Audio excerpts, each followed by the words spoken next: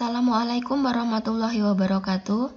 Jumpa lagi bersama Ibu Heni Dwi Jayanti. Pada kesempatan ini Ibu akan memberikan materi pada tema 1, subtema 1 pembelajaran 2. Adapun fokus dari pembelajaran kita adalah pada mata pelajaran PPKN dan SBDP.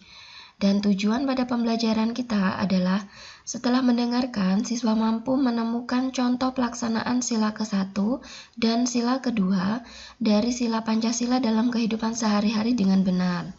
Setelah mengamati berbagai contoh patung Nusantara, kalian mampu menyebutkan berbagai patung dan cara pembuatannya serta keterampilan yang dibutuhkan.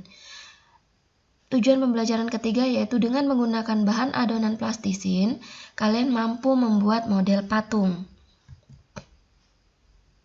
Baik anak-anak, pada materi sebelumnya kita sudah belajar mengenai lambang dari negara kita yaitu Garuda Pancasila, di mana lambang ini mempunyai arti yang sangat luas, seperti pada jumlah bulu pada sayapnya yaitu berjumlah 17 yang menandakan bahwa tanggal kemerdekaan negara kita adalah tanggal 17 dan jumlah bulu pada ekornya yaitu 8 yang menandakan bahwa bulan kemerdekaan negara kita yaitu pada bulan 8 yaitu bulan Agustus. Kemudian jumlah bulu pada leher yaitu berjumlah 45 yang menandakan bahwa tahun kemerdekaan negara kita yaitu pada tahun 1945. Kemudian burung Garuda ini mencengkeram pita yang bertuliskan Bhinneka Tunggal Ika, yang artinya berbeda-beda tetapi tetap satu jua. Ini adalah simbol negara ini adalah semboyan negara kita, yang artinya berbeda-beda tetapi tetap satu jua. Kemudian pada dada burung Garuda terdapat perisai, yang di dalam perisai ini terdapat simbol-simbol dari sila Pancasila. Yang pertama adalah simbol bintang. Simbol bintang itu adalah simbol dari sila pertama, yaitu ketuhanan yang Maha Esa. Kemudian simbol atau lambang rantai itu adalah lambang dari sila kedua. Dan pohon beringin itu adalah lambang dari sila ketiga. Kepala banteng itu adalah lambang dari sila keempat. Sedangkan padi dan kapas adalah lambang dari sila kelima. Nah, anak-anak, fokus pada pembelajaran kita kali ini yaitu pada sila pertama dan sila kedua. Anak-anak tahu nilai-nilai apa saja yang terkandung pada sila ke-1 dan sila kedua? Yuk mari kita pelajari satu persatu. Nah, berikut ini adalah nilai-nilai yang terkandung dalam sila ketuhanan yang Maha Esa. Yang pertama yaitu takwa terhadap Tuhan yang Maha Esa. Contoh penerapan dalam kehidupan kita sehari-hari yaitu misalnya kita menaati peraturan atau ajaran agama kita masing-masing. Misalnya kita beragama Islam berarti kita menaati perintah agama Islam. Dan nilai yang kedua yaitu toleransi dan penghormatan kepada agama atau kepercayaan orang lain. Contoh penerapannya dalam kehidupan sehari-hari. Misalnya ada teman kalian yang sedang melaksanakan ibadah. Nah, seharusnya kalian menghormati dan memberinya kesempatan. Kemudian nilai yang ketiga yaitu kerukunan antar umat beragama. Contoh penerapan dalam kehidupan sehari-harinya yaitu sesama teman yang berbeda agama, kita tidak boleh menjelek-jelekkan agama orang lain. Kemudian nilai-nilai yang terkandung dalam sila kedua yaitu kemanusiaan yang adil dan beradab. Nilai yang pertama yaitu persamaan derajat. Contoh dalam penerapan kehidupan sehari-hari yaitu tidak membeda-bedakan teman baik dari segi suku, warna kulit, jenis kelamin, kaya atau miskin. Jadi semuanya itu sama. kita tetap berteman. Tuh. Kemudian nilai yang kedua yaitu menghargai hak asasi manusia. Contoh penerapannya dalam kehidupan sehari-hari yaitu menghormati orang yang lebih tua, menyayangi orang yang lebih muda, berbicara yang sopan, tidak melakukan bully kepada teman, tidak meminta uang jajan kepada teman secara paksa, dan menghargai kekurangan dan kelebihan teman kita. Kemudian nilai yang ketiga yaitu solidaritas antar sesama manusia. Contoh penerapannya dalam kehidupan sehari-hari yaitu membantu korban bencana alam, membantu fakir miskin dan yatim piatu, membantu korban kebakaran, dan tidak hanya antar manusia, tetapi kita juga harus menyayangi hewan, merawat tanaman, tidak membuang sampah sembarangan, dan menjaga lingkungan. Itu termasuk nilai-nilai yang terkandung dalam sila kedua. Kemudian yang keempat yaitu perdamaian. Contoh penerapan dalam kehidupan sehari-harinya yaitu tidak menimbulkan pertengkaran, tidak melakukan fitnah atau menyebarkan berita yang belum tentu kebenarannya.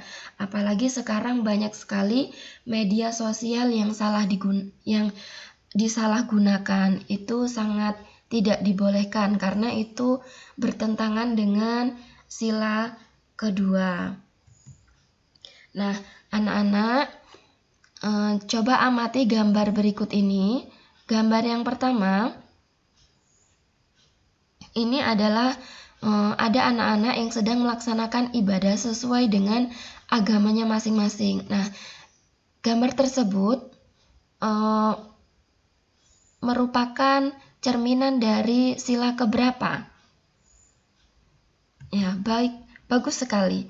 Ini adalah penerapan dari sila ke-1. Ketuhanan yang Maha Esa. Nah, sekarang ke gambar yang kedua. Di sini ada seorang anak yang mencium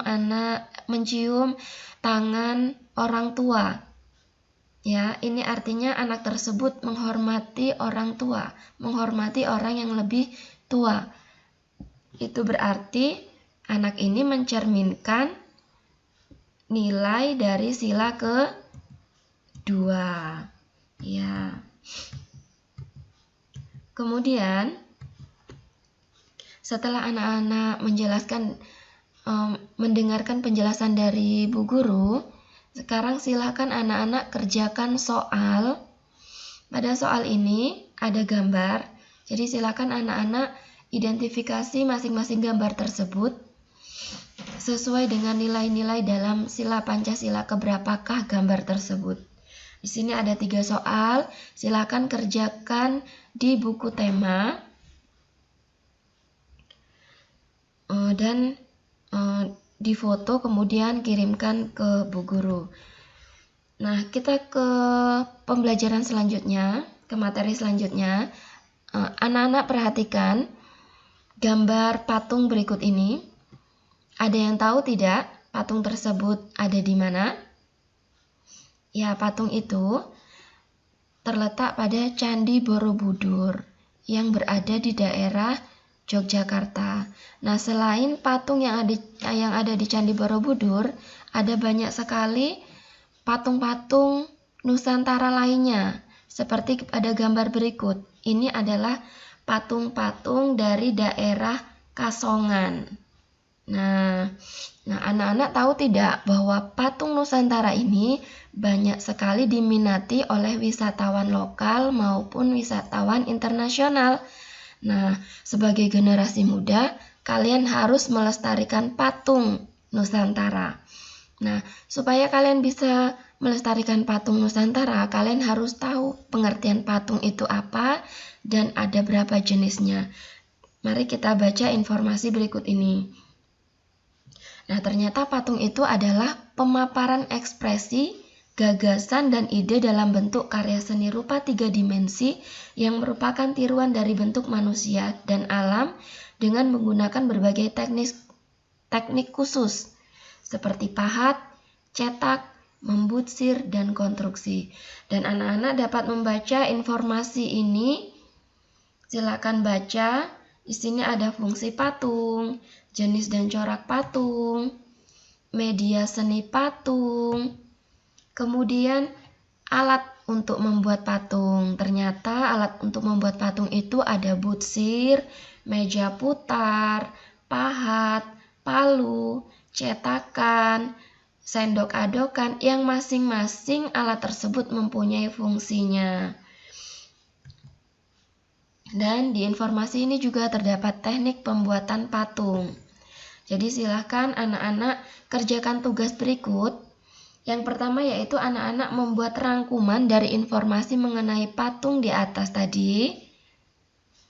Dan yang kedua, silakan anak-anak membuat patung menggunakan bahan adonan plastisin. Nah, di sini ada cara membuat adonan plastisin yang bahan-bahannya mudah sekali kita dapatkan di rumah. Dan cara membuatnya dapat kalian baca pada tabel berikut ini. Setelah adonan plastisin jadi, silakan anak-anak membuat patung sesuai kreasi dan imajinasi dari anak-anak. Boleh nyontoh dari salah satu patung Nusantara boleh, atau imajinasi anak-anak sendiri. Nah, untuk tambahan informasi, silahkan anak-anak baca buku tema 1 halaman 28 dan halaman 29. Baik anak-anak, itulah tadi materi yang dapat Bu Heni sampaikan. Bu Heni akhiri. Wassalamualaikum warahmatullahi wabarakatuh.